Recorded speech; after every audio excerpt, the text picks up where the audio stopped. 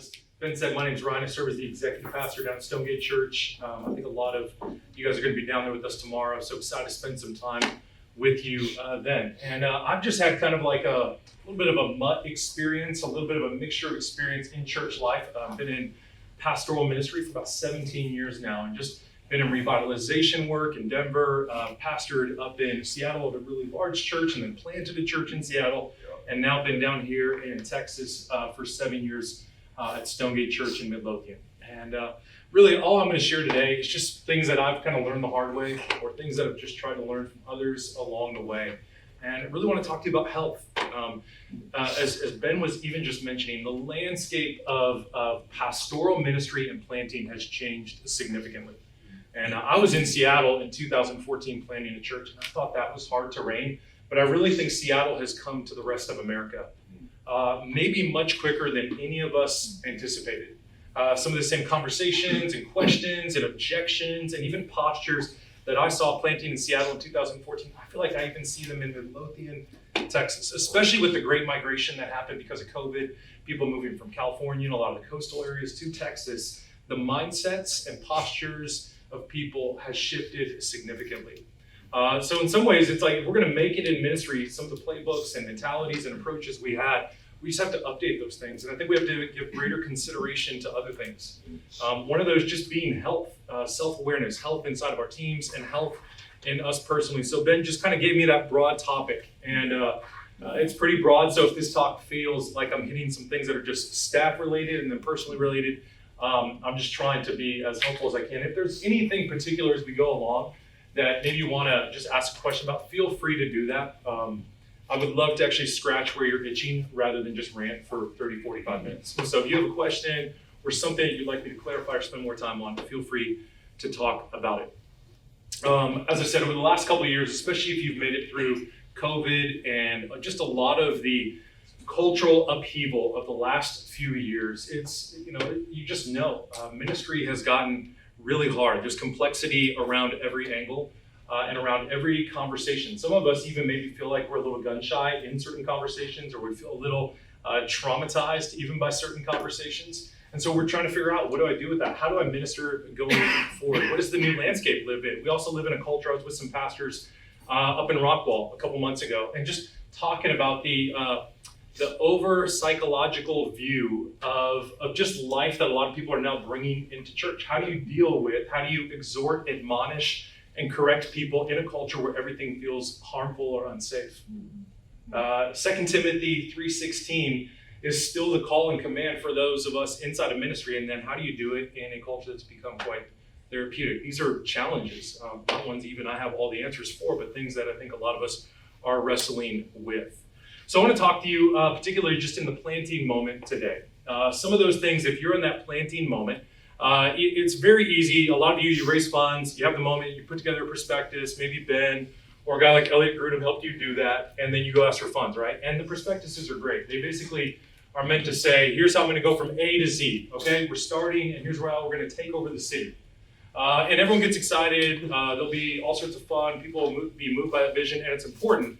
But where a lot of planters begin to stumble, or even pastors in general, is figuring out, how do you go from A to C?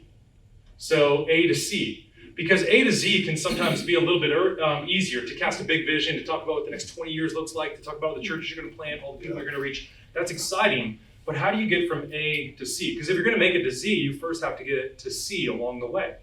And a lot of us, we're trained and we're wired, and particularly our dispositions are much more in thinking about the long-term visionary part of it, rather than the implementation side of ministry.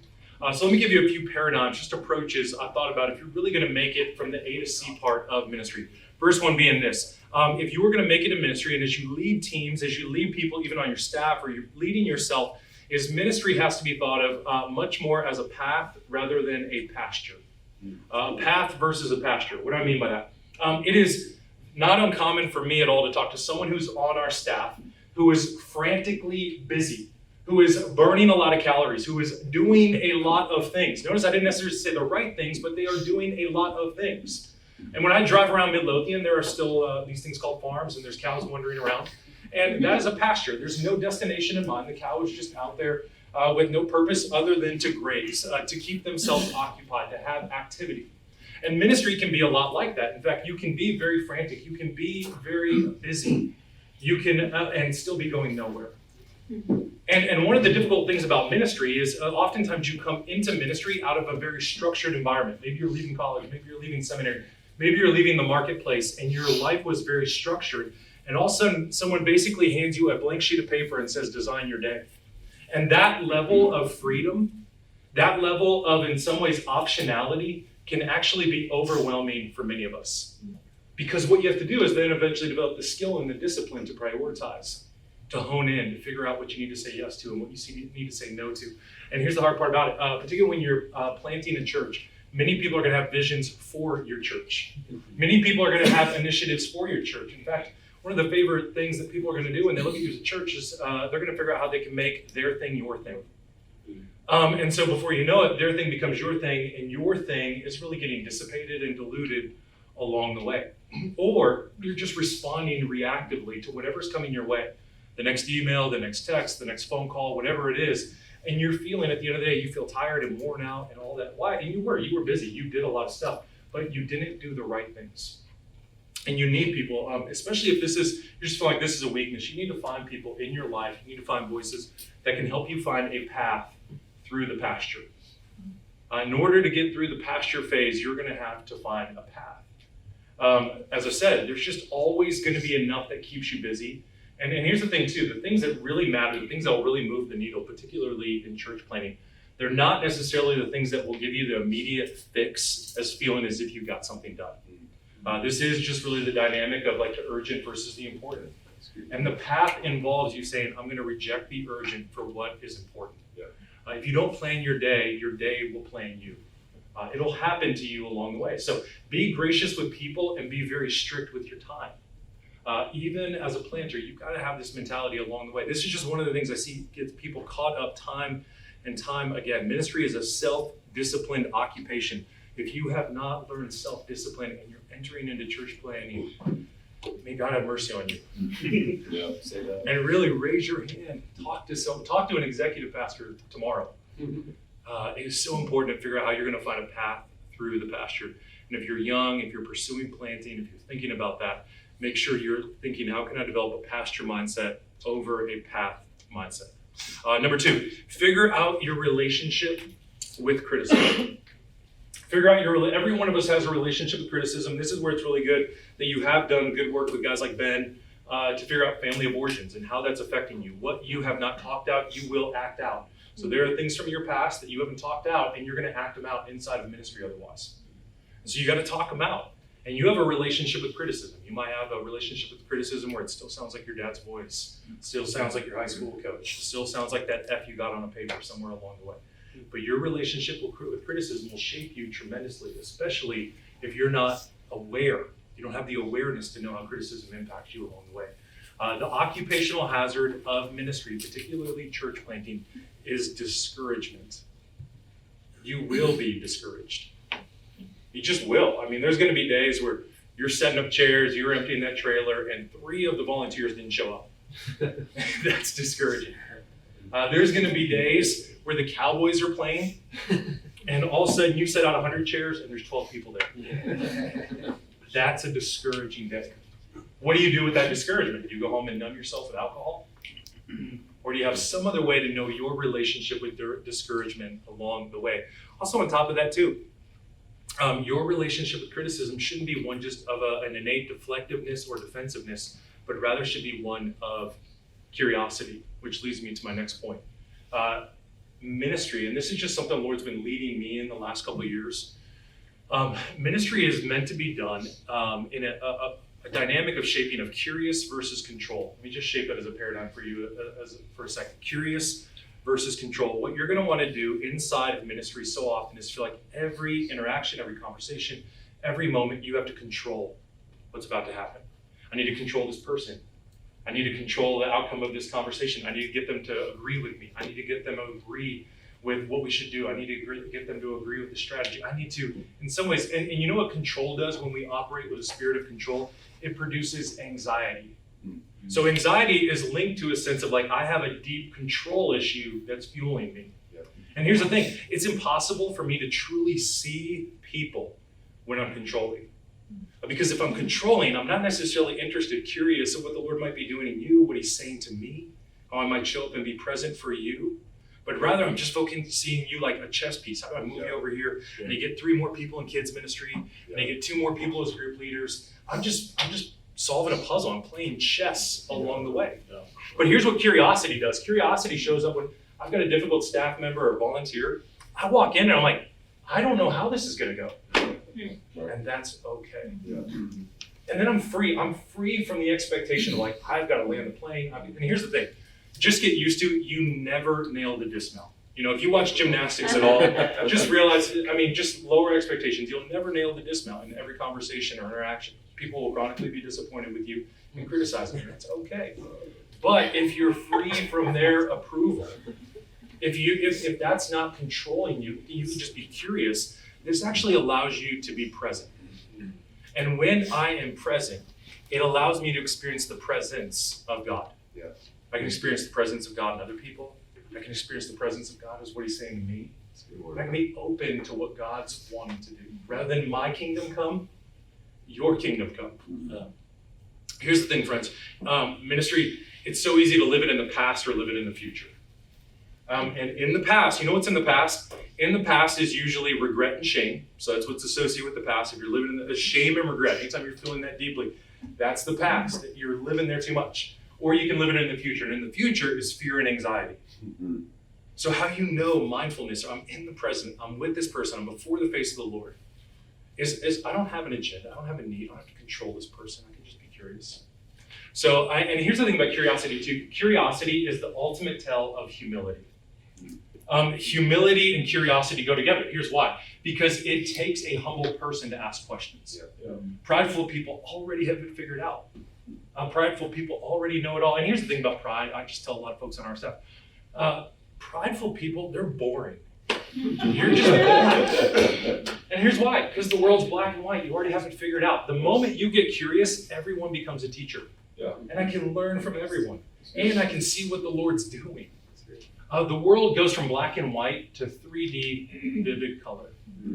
And so ministry is so much more freeing. One author, he put it this way. This is what anxiety is. Anxiety is nothing more than believing you desperately need something that you don't have. Something more than desperately believing that you need something that you don't have. And so when I'm feeling anxious, I'll ask myself, like, what do I think I need that I don't have? And that is a beautiful place to then preach the gospel to myself. Once I can source that, like in this moment, I feel like I need them to agree with me. I feel like I need them to behave. I feel like I need them to work harder. And I don't have it, so that makes me anxious. But once I relinquish that need, the anxiety goes with it. Because I already have all I need in Jesus Christ. So that's where your anxiety is coming from. You want to preach the gospel to yourself practically in your anxiety. Ask yourself, what do I feel like I desperately need that I don't have? And then go to Christ for it. And that sustains you on some of those hardest days. That's good. But here's the thing too. The goal of anxiety, and I'm not just trying to give us some self-help stuff about managing anxiety, but it's to connect more fully with God. In some ways, it's an opportunity to identify your neediness of what God is doing and what you're incapable of doing along the way. And anxiety, what it does is it blocks our awareness of God. It takes our subconscious attention. It moves us off of seeing the people in front of us, and it moves us back into building our own kingdoms and empires along the way. So that's the paradigm. I just want to shape that for you. The more you can enter, and because here's the thing, when you plant a church, gosh, there just feels like so many things you need to control. You need to control a budget, you need to control people showing up, you need to control volunteers. It's going to feel that way. And the more you can reject that and preach the gospel to yourself, saying, I don't need that.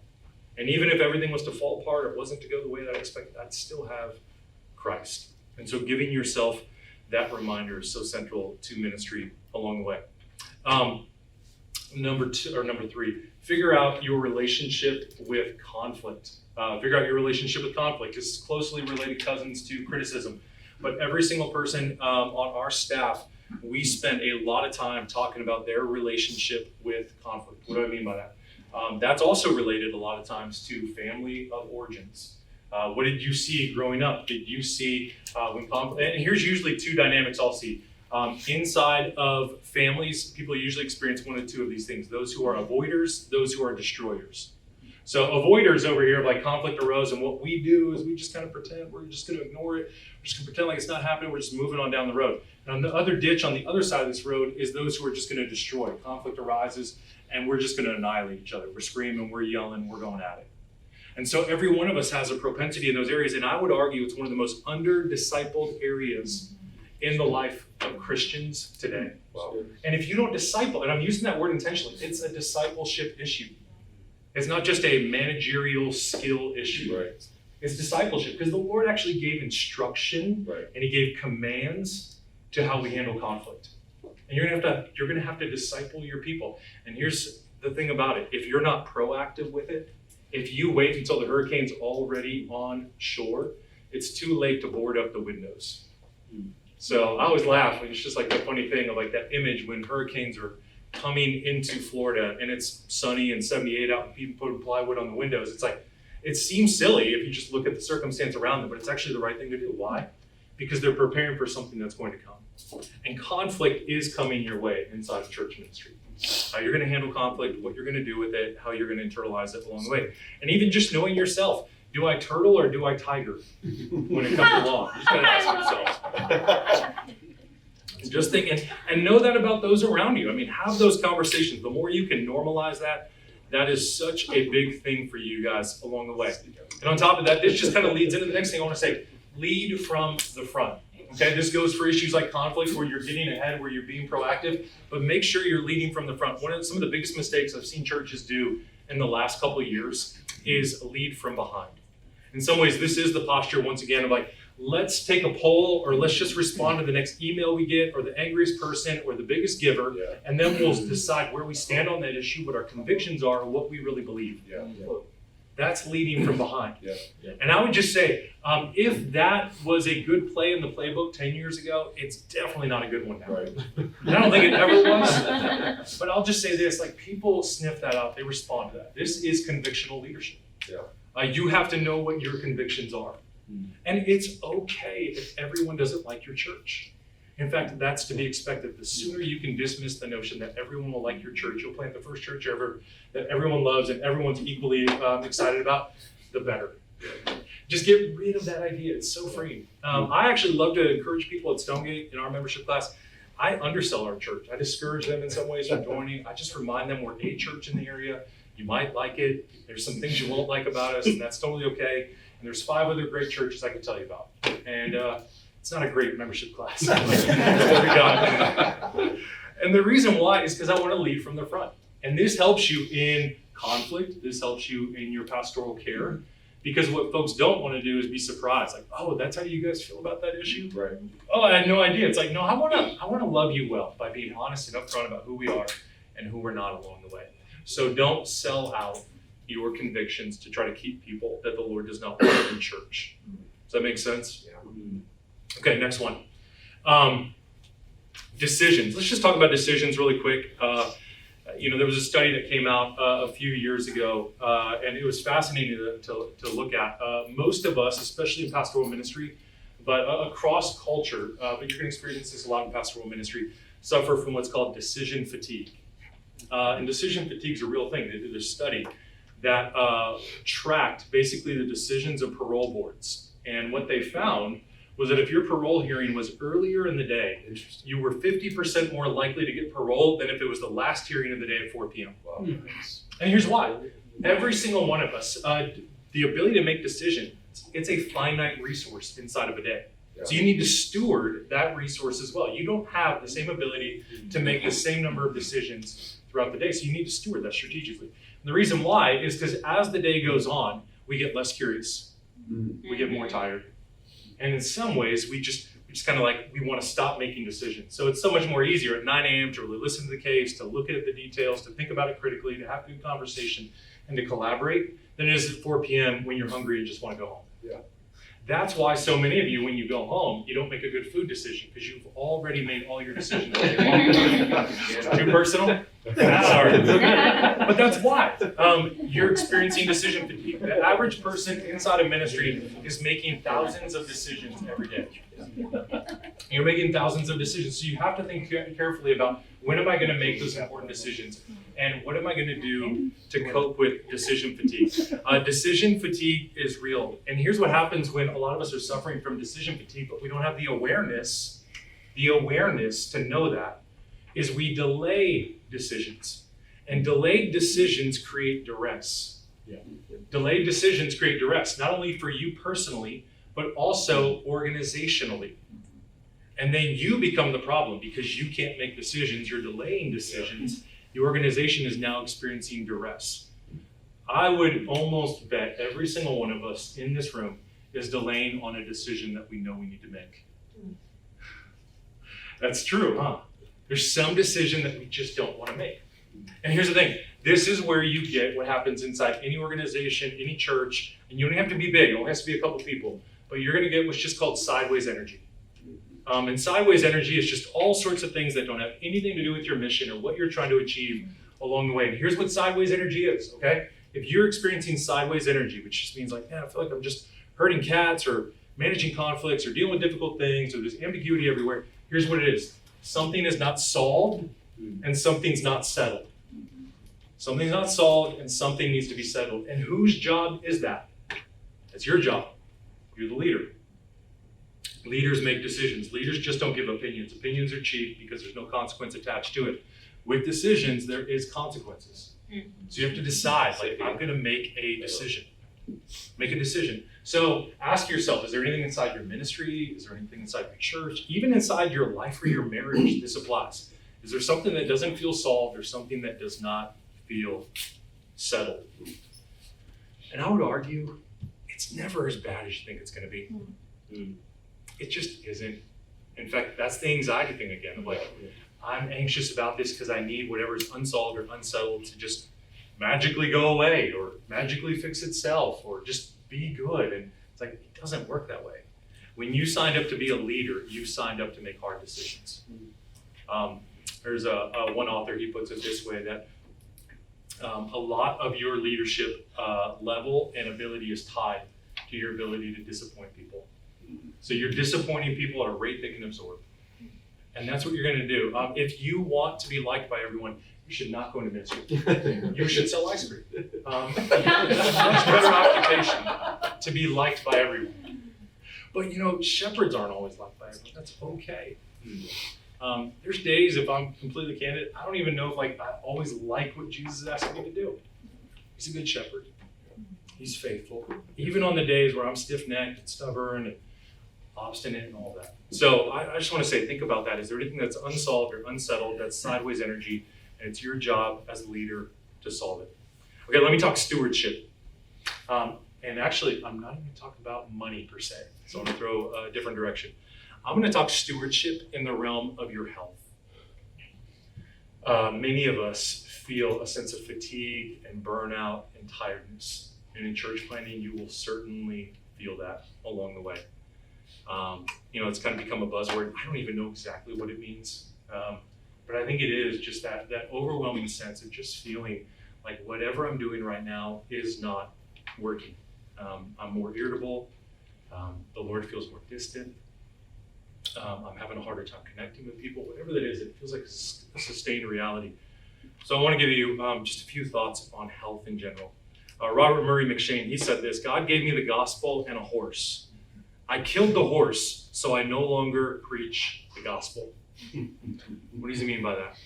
Well, he's talking about he went so far, he burned out so much that he didn't actually look at what was sustainable over a long period of time. So he just took his eyes off the ball of saying, like, the tools and the resources that God's given me, have I stewarded them in such a way that I can have a gospel ministry that is sustainable and enduring?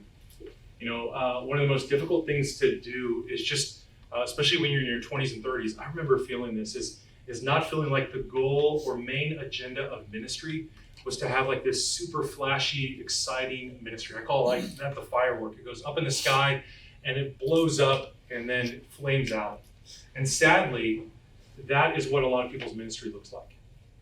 And I would prefer the image of like much more of the ministry of a flare, where it never gets off the ground, might not even look that flashy, but it just burns consistently and has longevity associated with it. So how do you create longevity? Well, one of those resources that God's given you is your body.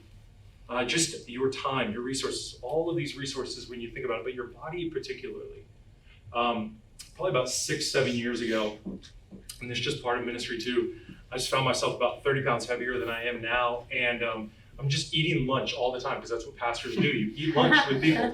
I eat breakfast and I go right to lunch. I wasn't even hungry yet, but it was time for another meal.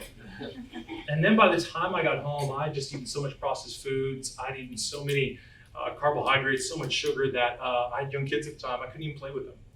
I just felt exhausted. I felt wiped. In fact, I was telling my wife at the time, I was like, I think I have chronic fatigue syndrome. She's like, no, you're just overweight. I was like, oh, thanks. So she's like, I'm just gonna lose some weight. And she was right. She was right. This was a vessel the Lord had given me, and I was just thinking about how I could steward that along the way, that it really was gonna run my race in such a way as to get a prize, as Paul admonishes us and encourages us to. I just want to make some small changes. Like I wasn't trying to make big changes in the sense I want to impress anyone, but just for the sense I want to be a good dad, I want to be present, I want to show up with people. I wanted to steward my energy so that when I got home, I had something left in the tank for my family along the way. And so let me just give you 3 areas to consider, just to think about. I won't even say much about them. I'm just going to tread real lightly in this space. Sleep. You should be thinking about sleep. There can be a badge of honor often associated with, I sleep 5 hours a night. If you do, that's not smart. I'm just telling you, it's not. Like all the studies and science and research is in, you should be sleeping 7-8 hours a night. And that's okay. That is you theologically embracing that you are not infinite. It's actually a theological declaration that God is God and that you can rest. You should develop a routine associated with your sleep. Have a good sleep ritual. And that's really how you have a good sleep ritual. There's all sorts of fascinating science and evidence that our circadian rhythms are actually tied to the sunrise and the sunset, which actually makes sense because electricity, before it came on the playing field for us humans a couple hundred years ago, that really was the alarm clock and the go to sleep sign for all of humanity. But there are particular lights that if you expose yourself to them at sunrise, you get 10 minutes outside at sunrise, they actually reset your circadian rhythm to then go to bed about 15 hours later. So, and the science is there to back this up. And here's the thing, a good sleep ritual, good sleep, 7-8 hours of sleep consistently, it improves your cognitive function. It staves off all sorts of neuro diseases. It improves your mood, your irritability. I mean, think about that story we love to tell kids in 1 Kings 19 with Elijah. He just has that incredible ministry moment. And then he's so depressed, he's like, I'm done. I'm just getting ready to kill myself. I've got no more ministry left in me. And what does he do? He takes a nap, which we love, right? Like a good theology of nap. But here's my favorite part about that story. He wakes up and eats, and you know what he does after that? Second nap. He takes a second nap. I mean, it is, do you know what he didn't do? He didn't necessarily have any, even Bible time or preaching the gospel to himself. He didn't really, all of his needs in that moment, the therapy that he needed was physiological. And here's the thing, sometimes we can actually almost become functional Gnostics. Where we really think as long as I nail all the spiritual stuff, that will make me fit for ministry, but it's ignoring, you're betraying biblical anthropology. And biblical anthropology says you are an embodied being. You're embodied. So of course these things matter and have significance along the way. So reducing stress, emotional and mental health, and even disease prevention are all part of sleep. Let me just say this, just find ways to move a little bit inside ministry. I'm not saying you gotta sign up for any ultra marathons, but if you're like, I'm just gonna try to walk 6,000 steps a day, 7,000 steps, take your calls while walking around. I walk around our building a lot. Derek's familiar with our building, but I'll just, my earbuds in, I'll just walk around, take my phone calls that way. I have a standing desk. Just some of those small little steps, and they're cumulative over time, just ways that I can be somewhat active. And once again, these contribute significantly to your energy levels over the lifetime and longevity of your ministry. So just think about that. There's some small little things you can do. Men, I'll particularly tell you this, once you hit 40, resistance training should just be part of your life. I'm not saying, once again, you need to try to set a bench pressing record, but even just do push-ups. It's pretty common around Stonegate where a group of 5 or 10 of us on staff are doing like a monthly push-up challenge. We're just like, every day we're texting each other, I did my 100 push-ups, I did my 100 push-ups. And because men in particular, you'll start to lose a pound of muscle every year. And oftentimes that will be associated with the biggest health risks later on in your life. So just do some push-ups. Or even do air squats. Just do this. That alone and some push-ups, it's great. So think about that. And the last thing I'd say is just your nutrition. And I'm just going to put it in this category. As I said, I was eating a lot because of the nature of the ministry. So I just wanted to, instead of that happening to me, I wanted to make intentional decisions along the way. So just think through those things. I'm not going to get into diets and all that kind of stuff, but just have them on your radar along the way. So let me pause there. I have one more thing I want to talk about, but I realize we're working on about 30 minutes on that stuff. So any comments, questions on any of those particular topics? Good question, right? Yeah. If you are aware of decision fatigue, how do you begin to pace yourself?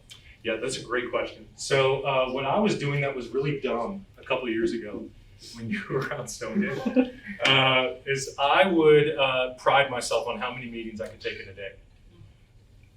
And sometimes I was just doing them back to back to back to back to back. And so I developed a meeting liturgy where I started working with Caitlin and just folks on our staff of how could I have at least a 15, 20 minute window between meetings and discussions and conversations. And the reason why is because I realized whatever meeting you're in, especially if you're present, you're absorbing, you're participating in whatever the emotion is of that room, whatever the experience is along the way, you're in it. And so when I went right into the next meeting, if I ran that quickly, I often have the residue of the last meeting still on. If it was an exciting meeting, if it was a sad meeting, if it was whatever meeting, I would take it right in the next one. So one, give yourself some more space. I had to just humble myself and go like, Ryan, you don't have anything to prove. Your word's not in your productivity that you did 9 meetings today and you solved all the problems around Stonegate, but rather have a little bit of a meeting liturgy. Have a decompress, sit with the Lord. Have a rule of life where you give yourself a sense of going, Lord, is there anything I need to hear from that meeting? Is there anything later on as I pray the prayer of examine, which I do at the most times at the end of the day, that I need to just acknowledge? Is there a lesson? Is there a nugget maybe I need to write down and journal about? But give yourself some space inside there. And then practically speaking, there's a lot of science and research that shows most of us, we're going to have our highest cognitive functioning time periods in the mornings. So whatever I would say deep work you have, and if you want to read more about that, Calvin Newport's book is really great on it. Whatever deep work you have, give it to the mornings. And if that can be a hard conversation or meeting, if you need to consider it that way, that's a good time to do it. But if not, I put a lot of my meetings down in the afternoon because of that. So anyone else have any thoughts on that? It's a great question, Derek. Fair question, right? Yeah. So you talked a lot about desire for control and relationship with conflict and that kind of stuff as it relates to the church planter. At what point did that go away for those of us who are in ministry staff or church leadership, not behind the when did that just fade away? You don't need to worry about the relationship with conflict and that kind of stuff. Oh man, never. Never. Oh gosh. I feel, Jamie, me and Heather were talking a second ago, standing in line about there's a new health fad of cold plunges. And that's becoming really popular. I guess there's a lot of science coming out saying it's got some great health benefits. I've done it a couple times, and I think Heather said, does it get easier? And I said, no, it doesn't get easier. It's just a known hard. So you just know how hard it is. And I think conflict stays that same way. It's not that it necessarily gets easier, you just know that it's hard going forward. So, yeah. Very good, Sean. That's good. Okay, let me say, I'm just going to say 2 other things, and then I'll stop there for us to consider whatever we want to do. If you are in ministry, and which I think all of us are in this room, are aspiring toward it, one of the things that I think is most helpful for you is to just have an initiative mindset. Just someone who's going to initiate along the way. There's nothing more terrifying if you're writing a sermon than just a blank piece of paper in front of you is there. And what you will do to put off that blank piece of paper, right? Or to think about all the things that need to be solved and all the things that need to be done along the way, and just almost kind of get paralyzed by that. So one of the things we talk a lot about with our staff is just having, there's a book by a gal named Carol Dweck, and she's a professor at Stanford University, and she wrote about a fixed mindset versus a growth mindset. And the growth mindset definitely puts you in a space of, instead of seeing everything in front of you as just problems, rather beginning to reframe them as opportunities along the way. So there's a dynamic inside of ministry for every single one of us that if we're going to succeed, if we're going to thrive, you're going to have a little bit of figure it out. Just figure it out. That doesn't feel like the worst thing in the world, that it is okay to just take some chances, to take some risks. If your relationship, I'm just going to go back to this family of origins for a second, but if your relationship with failure is unhealthy, that will also hinder you greatly in ministry. Or if you're in a culture, and maybe that's something to talk about as a team if you feel like you are, but if you're in a staff or church culture where failure feels final or fatal, then that also is not helpful. You need to be in a culture that actually celebrates and instigates failure. I consider failure to be really valuable tuition as long as you evaluate it. Now, if you just fail and do it over and over again, that's foolish. But if you're willing to evaluate it and learn from it, it's really wonderful life tuition. But if your relationship is, I'm not going to do anything until I know I won't fail, well then gosh, you're not going to do much. You definitely won't plant a church. Because you know what the promise is with church, planting a church? None. There's no certainty. There's no guarantee. You're just like, we're going for it. We're launching out. We're gonna try it. So you've got to like settle that relationship with failure, that you're willing to do it, that you don't have like this sense of still like, I grew up in a very perfectionist environment, or I've got a very perfectionist mindset. You have to have a little bit of more of what I call a Gitmo mindset, good enough to move on. So it's good enough to move on. We're on to the next thing, and you got to be willing to fail forward and give it a try. Don't, and if you have any issues still with failure, work those out with a good counselor, friend, or pastor before you launch into church planting. Okay, last thing I want to say.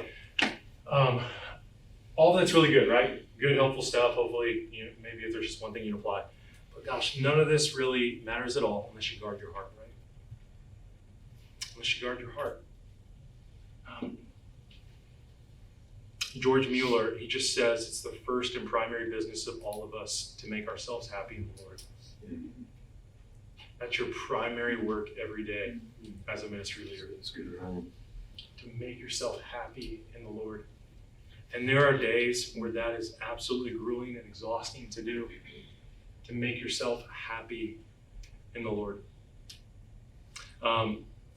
If you don't make yourself happy in the Lord, it just has a way of like, you're going to pick your head up and be like, where am I with the Lord? I feel so distant and far and removed from Him, but I learned all these competencies and skills that allowed me to do ministry without the presence and enjoyment of God. And no one's going to know. Because you're going to be really smart and sophisticated, and you speak Christianese, and you know how to cover it up, and you know how to hide it. But you got to make yourself happy in the Lord. And no one can do that for you. I mean, there's mornings where I'm like, I know I'm going to have to wake up at 5. And I'm just sitting there, I'm just praying, I'm begging, I'm reading the Psalms, I'm journaling, I'm listening to worship music, I'm going for a run, whatever it takes to like just fuel the fire for the Lord. To not let that grow dim on me. To keep my eyes centered on Jesus. And here's a part of it too, of like, in ministry, it's just going to be so easy for you to lose your childlike faith, that childlike sense of wonder. Once again, I'm going to tie that to curiosity. One of the things I struggle with a lot is just cynicism. Feeling like I've seen it all. I know how that situation's going to play out. I know what that person's going to do. I know how that's going to go. And I'm begging the Lord constantly, Lord, would you keep me in a place where I hope all things, where I believe all things. And believing all things means God's not done with me, and he's not done with that person that's always a mess up, that person that's always a goofball, that person that never shows up, that person that doesn't keep their commitments. That he's not done with them either, and I'm not going to give up on them. I want to believe all things, and then I want to endure all things. I want to endure all things along the way. And then I want to, as I said before, just stay in the presence of the present, not wishing for some other life or ministry that I might have had or could have had, but being thankful for this one. If you always look at the story of Exodus, you just realize what a powerful drug nostalgia is. Nostalgia will pull you out of the present, and romanticize the past. And the older you get, it becomes a struggle. You're going to be planting, and there's going to be hard days, and you're just going to maybe be longing for something else that was before. You're like, why did I leave that job at that other church or that other place? And now I'm out here in the wilderness, and I'm doing a pioneering work, and it's hard. You have to get up early, and you're going to have to make yourself happy in the Lord. And sit there and don't move and wrestle with the Lord. The older I get to, just sitting with the Lord and also just wanting to sit with myself. Pascal's quote just haunts me, where he says, all of humanity's problems stem from man's inability to sit quietly in a room alone. Such a good diagnostic on where you are with the Lord, right?